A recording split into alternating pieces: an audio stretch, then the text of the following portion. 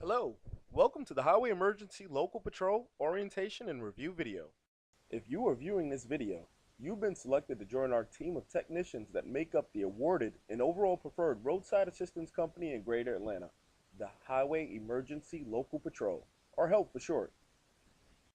HELP Roadside Assistance opened its doors in the summer of 2010 and immediately stood out as a confident and professional company. We won awards within our first year because we pride ourselves in taking the ordinary and doing it extraordinarily well. In this video, we will briefly review some key points in dealing with the public in emergency situations. After the video, there will be a 20-question quiz to ensure the information was properly conveyed. If scored low, you may need additional training. Let's get started. So how does it all work? A customer or member is a private or commercially insured policyholder with hazard protection or roadside assistance as an offered service under their plan. The insurance company or motor club then contracts the service to a local company capable of handling the job.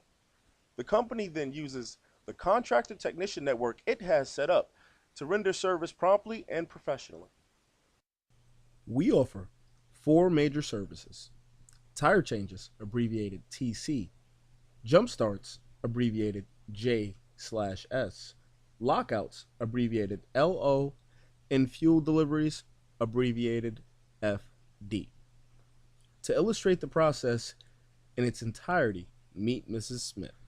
Mrs. Smith just locked her keys in her car at the movie theater, but she's in luck because she has roadside assistance through her Allstate auto insurance policy.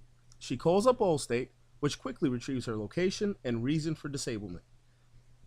After inputting the zip code of the disablement, the computer on Allstate's side produces a list.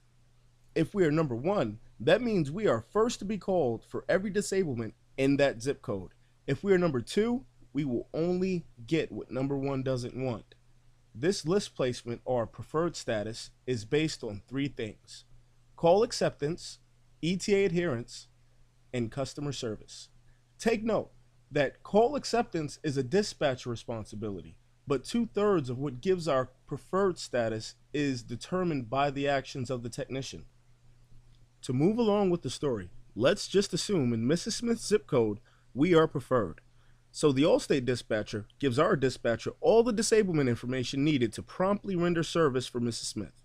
The HELP dispatcher must then decide who to send. Once a suitable driver is chosen, the information is sent via SMS or text message. Once the driver receives it, he then responds back with the letter C for confirmation a job information was received and at what time. After sending the C, the technician must then call the customer to touch base. This does 2 things. A, puts the customer at ease. B, gives the customer another number to dial other than their motor club, keeping potential issues in-house. When arriving to a call, reply to the original text with the letter A and an F for finish when services have been effectively rendered. Pretty simple, right? We provide tools to text without their own personal set, but we encourage all contractors to use what they deem comfortable and safe. A small amount of money will be held and put towards a security deposit. This will be given back to the technician once the tools are secured back at base, and that will lead us into pay. Pay. Our pay cycle is bi-weekly, starting on Thursday morning at 12 a.m. midnight and ending 2 weeks later on Wednesday at 11:59 p.m. There is no check lag, nor do we withhold taxes. The following Thursday after the pay cycle ends is the day we process all the calls for the last 2 weeks, and checks are handed out Friday morning. Here is the basic pay chart. The first line is the $75 fuel allowance, which is a fixed amount of money given to technicians that show up on time and work their time slots in its entirety. Your profit, inclusive of fuel, should be seen in every call, as we'll later discuss. This apportioned amount is not expected to compensate for any of your fuel consumption. But that is not to say it isn't closely related. Any amount used on the fuel card exceeding the $75 will be deducted from your pay. The next line is GOA, or gone on arrival. These are calls that were canceled by the member or motor club for reasons apart from our services. For example, a Good Samaritan came to help. They fixed the problem themselves, or just plain don't need the service any longer. Your time is still compensated for, as long as it is 15 minutes past the time of original dispatch. That being said, early awareness is the key. The sooner you know, the less you drive. The less you drive, the more money you make. We like to say, call the customer every 15 minutes just to stay on top of things. You're going to need to put your thinking cap on for this next one. Pay rates and stipulations. Firstly, all figures are based on the assumption the vehicle being used is getting an average of 25 miles per gallon, as mentioned in a job posting under requirements. Next is the pay rate chart. Feel free to take a minute to press pause and look at the numbers a bit. Just tap the space bar to toggle between pause and play. Take note how the cost of fuel itself has already been incorporated into every variation of call. As previously stated, setting apart the amount paid for in fuel and the fuel allowance itself. Next is the difference between night and day shift. Pretty straightforward, it's increased by $5. But two takeaway points would be, 1, the increase only applies to the first call in a multiple service. And 2, the night shift starts at 1 a.m. and ends at 6 a.m. As far as what constitutes a light, medium, or heavy-duty service, rely on your dispatcher. GVW, or gross vehicle weight limits, vary from motor club to motor club, and some vehicles can be deceiving. Cash calls are rare, but it occurs when a member is not covered for their service and has to pay out of pocket. This amount is then reimbursed to the member by their local agent upon signing up for the service, of course. That said, the invoice, like all your other invoices, must be complete and legible. As for the technician, he collects the money from the member, and it works as a payday advance. For example, the usual pay for a cash call is $50 for everyone but CoachNet, whom we charge $18 by extending our rates to the customer. For argument's sake, let's say the technician collected $50 for a lockout service. It was a light-duty call in the middle of the day that pays $10. On his next paycheck, $40 was deducted, leaving him the $10 for the call. If it were a $15 call, $35 would have been taken out, and so on. Cash calls paid by credit card are handled just as a call with the PO or purchase order number. Fuel deliveries can either be covered or not covered. Covered means the member is covered for the cost of the fuel and the delivery. After the service is complete, send back the exact amount along with the finished text. Not covered means the member is only covered for the delivery and must reimburse the technician on scene. Last but not least, we have the equipment deposit. This is stored in $25 increments a pay cycle until it reaches $250, and no more is taken out. The whole process takes roughly 5 months. At any time, you can purchase your own equipment, return the issued equipment back to base, and collect the money held.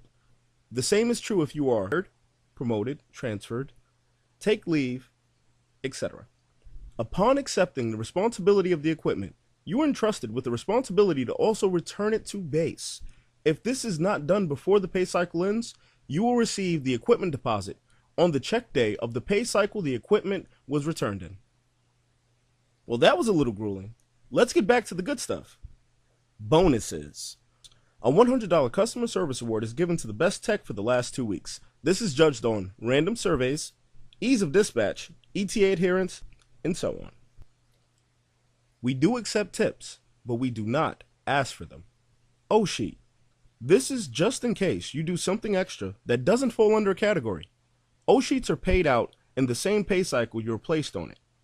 List of don'ts. 1.